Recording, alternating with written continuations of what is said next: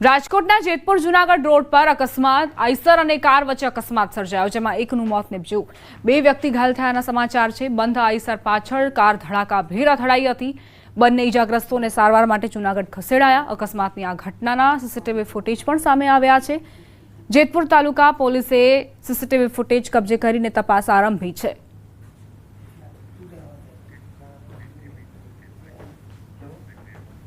પાટણ જિલ્લા એનએસયુઆઈ દ્વારા કુલપતિને આવેદનપત્ર આપી રજૂઆત કરાઈ। સરકારના જીકાસ પોર્ટલ પર એચએનજીયુની પસંદગી ન થતા કુલપતિને આવેદનપત્ર આપવામાં આવ્યું છે।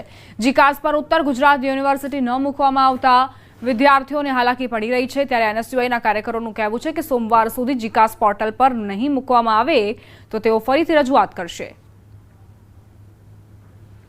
સ્ટાર્ટ થયા હતા એ તારીખથી આપણી યુનિવર્સિટીનું નામ નથી બદલ્યું, તો આપણા યુનિવર્સિટીના વિદ્યાર્થી જેને એડમિશન લેવાની ઈચ્છા હોય, જે ગરીબ અને મધ્યમ વર્ગમાંથી આવતા હોય છે, એમને એડમિશન લેવું તો હવે એ કઈ જગ્યાએ એડમિશન લેવા જાય? એમને પ્રાઇવેટ યુનિવર્સિટીમાં જાય તો જે સરકાર દ્વારા જે એફઆરસીની ફી નક્કી કરેલી એના કરતાં પણ બમણી ફીઓ લેવામાં આવે છે। તો ગરીબ અને મધ્યમ વર્ગના વિદ્યાર્થીને જવું ક્યાં? તાપી જિલ્લાના વ્યારાથી કાંકરાપાર બાયપાસ હાઈવે પર 2016માં શરૂ થયેલું રેલવે ઓવરબ્રિજનું કામ હજુ સુધી અધૂરું છે।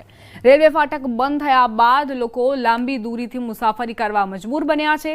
અગાઉની એજન્સીનું કામ અધૂરું છોડીને ગાયબ થઈ જતા નવા કોન્ટ્રાક્ટરથી આશા હતી, પણ મે 2025ની ડેડલાઇન બાદ પણ કામ હજુ સુધી પૂર્ણ નથી થયું। વાહન ચાલકોને હાલાકીનો સામનો કરવો પડી રહ્યો છે। સ્થાનિક ધારાસભ્યો દિવાળી સુધી બ્રિજ શરૂ કરવાની આશા વ્યક્ત કરી રહ્યા છે।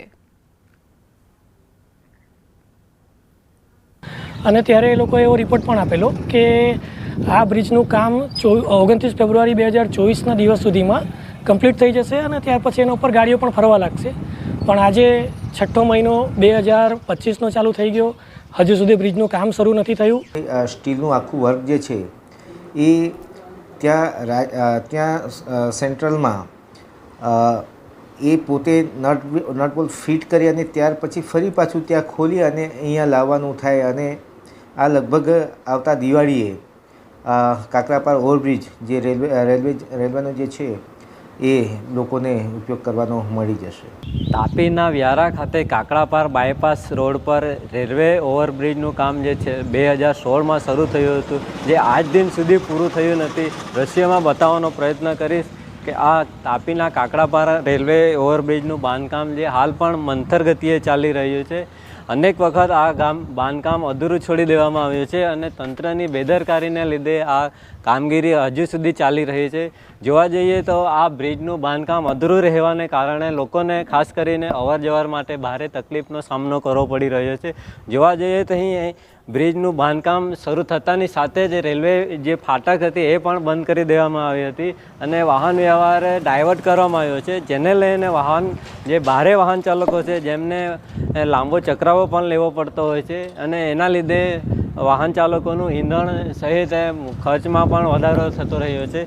અનેક વખત લોકોની માંગણી થઈ છે કે આ બ્રિજનું કામ સત્વરે પૂરું કરવામાં આવે, છતાં પણ તંત્ર નિષ્ક્રિય રહેતા હજુ પણ આ બાંધકામ ચાલુ જ છે। ત્યારે આ રેલવે ઓવરબ્રિજ ક્યારે પૂર્ણ થશે તેને લઈને પણ અનેક સવાલો ઉઠવા પામ્યા છે।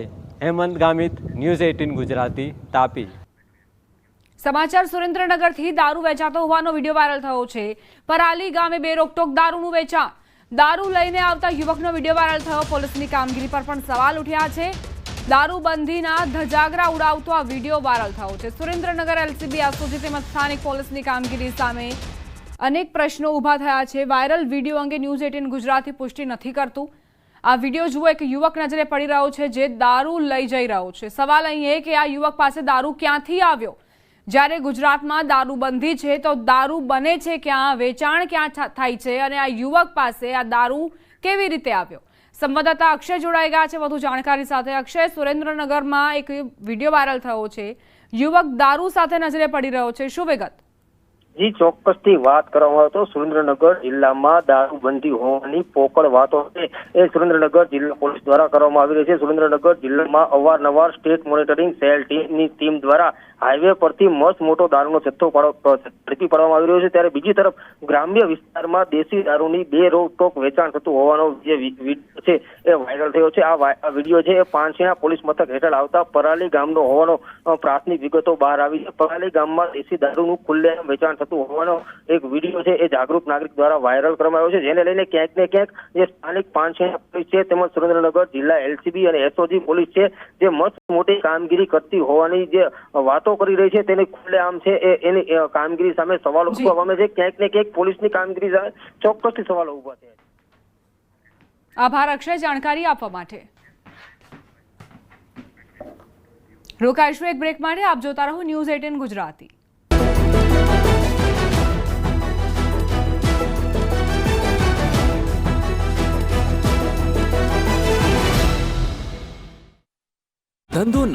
નમસ્કાર, આપ જોઈ રહ્યા છો ન્યૂઝ 18 ગુજરાતી. આપણું ગુજરાત સાથે હું છું સિદ્ધાર્થ ધોળકિયા. મહત્વના સમાચારથી કરીએ શરૂઆત. હવે 7 દિવસ ગાજવીજ સાથે ત્રાટકશે વરસાદ. ગુજરાતીઓ ચોમાસાની રાહ જોઈ રહ્યા છે, પરંતુ ગુજરાતથી જાણે ચોમાસું રિસાઈ ગયું હોય તેમ નજીક આવી નથી રહ્યું. 11 દિવસથી મુંબઈમાં ચોમાસું સ્થિર થઈ ગયું છે. ચોમાસાને આગળ વધવા માટે પરિબળો સાનુકૂળ નથી, જેની વચ્ચે અરબી સમુદ્રમાંથી ભેજવાળા પવનો આવતા હાલ ગુજરાતમાં વરસાદી માહોલ જામ્યો છે. રાજ્યમાં 7 દિવસ ગાજવીજ સાથે વરસાદની આગાહી કરી છે. દક્ષિણ ગુજરાત, ઉત્તર ગુજરાત અને સૌરાષ્ટ્રમાં વરસાદ તૂટી પડશે. ગાજવીજ અને પવન સાથે વરસાદ પડી શકે. અમદાવાદમાં પણ હળવા વરસાદની આગાહી છે. દક્ષિણ પશ્ચિમથી પશ્ચિમના પવન ફૂંકાતા વરસાદની આગાહી કરી છે. आने वाला 7 दिन हल्का से मध्यम बारिश होने का संभावना है, मेघ गर्जना के साथ. और ये जो डिस्ट्रिक्ट है ये मेनली आपका रहेगा दक्षिण गुजरात के सारे डिस्ट्रिक्ट है और उत्तर गुजरात के जो दक्षिण और पूर्व क्षेत्र जो डिस्ट्रिक्ट्स है इसमें हल्का से मध्यम बारिश होने का संभावना है. 15 जून आसपास ગુજરાતમાં ચોમાસું બેસી જશે. આગાહીકાર જયપ્રકાશ માઢકની આગાહી. ગુજરાતમાં આ વખતે ચોમાસું મોડું આવી શકે છે તેવી સંભાવનાઓ વ્યક્ત કરવામાં આવી છે. હજુ તો મુંબઈથી પણ આગળ વધ્યું નથી, એટલે ગુજરાતમાં 25 જૂન આસપાસ ચોમાસું પહોંચે તેવા કોઈ અંધાણ નથી, જેની વચ્ચે ખેડૂતના હૈયા મલકાય તેવી આગાહી સામે આવી છે. અમરેલીના મોટા લીલિયાના જ્યોતિષ અને આગાહીકાર જયપ્રકાશ માઢકે ચોમાસાને લઈને મોટી આગાહી કરી છે. તેમના મતે 15 જૂન આસપાસ ગુજરાતમાં ચોમાસું પહોંચી જશે. 9 જૂન આસપાસ સારો વરસાદ થઈ શકે છે. 26 જુલાઈથી 20 ઓગસ્ટ વચ્ચે ખૂબ સારો વરસાદ થઈ શકે. 15 જૂન આસપાસ ચોમાસું છે પહોંચી જશે અને 21 જૂન સુધી બુધ અને ગુરુ સાથે હોવાથી વરસાદ સારો જોવા મળશે. એમાં 9-6 આસપાસ વધારે વરસાદ જોવા મળશે, કારણ કે બુધ ગુરુની યુતિ છે. ગુજરાતમાં કોરોનાના કેસ 500 ને પાર. અમદાવાદમાં કોરોનાની બ્રેક ફેલ. ગુજરાતમાં કોરોનાએ ફરી એકવાર ઉથલો માર્યો છે. રાજ્યમાં મોટા શહેરોમાં કોરોનાના દર્દીઓની સંખ્યા ઝડપથી વધી રહી છે. 4 વર્ષ બાદ પાછા આવેલા કોરોનાએ ફરી એકવાર ભયનો માહોલ ઊભો કરી દીધો છે. ગુજરાતમાં કોરોનાના કેસ 500 ને પાર પહોંચી ગયા છે. અમદાવાદમાં છેલ્લા 24 કલાકમાં કોરોનાના 70 કેસો નોંધાતા લોકોમાં ફફડાટ ફેલાયો છે. અમદાવાદમાં કોરોનાના કુલ 320 એક્ટિવ કેસ છે. અમદાવાદના પશ્ચિમ ઝોનમાં કોરોનાનું સંક્રમણ સૌથી વધારે છે. આ તરફ પશ્ચિમ ઝોનમાં એક્ટિવ કેસની સંખ્યા 107 પર પહોંચી છે. અમદાવાદના ઉત્તર પશ્ચિમ ઝોનમાં 94 અને દક્ષિણ પશ્ચિમ ઝોનમાં 55 કેસ નોંધાયા છે. આ સાથે અમદાવાદના દક્ષિણ ઝોનમાં કોરોનાના 26 કેસ અને મધ્ય ઝોનમાં કોરોનાના કેસ 6 નોંધાયા છે. આ તરફ સુરતમાં પણ મુંબઈથી પરત આવેલ 7 લોકો કોરોના પોઝિટિવ આવ્યા છે. તો આ તરફ રાજકોટમાં કોરોના વકર્યો. 7 નવા કેસ નોંધાયા. 6 પુરુષ અને 1 સ્ત્રીનો રિપોર્ટ પોઝિટિવ આવ્યો. અત્યાર સુધીમાં રાજકોટમાં કુલ 68 કેસ નોંધાયા. કોરોના